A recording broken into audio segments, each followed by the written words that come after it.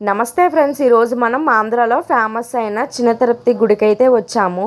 దీన్ని ద్వారకా తిరుమల అని కూడా పిలుస్తారు. ఈ గుడి దశరథ మహారాజు కాలం నాటిది.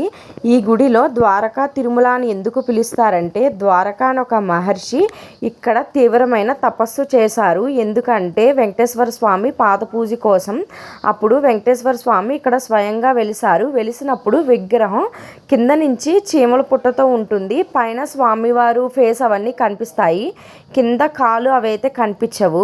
అప్పుడు ఒక భక్తుడు మరి స్వామివారికి పాద పూజ కూడా చెయ్యాలి కదా అని అంటే ఇంకొక విగ్రహం పెద్దెర్త నుంచి అయితే తీసుకొని వచ్చారు. ఇప్పుడు ఈ గుడిలో 2 విగ్రహాలు ఉంటాయి.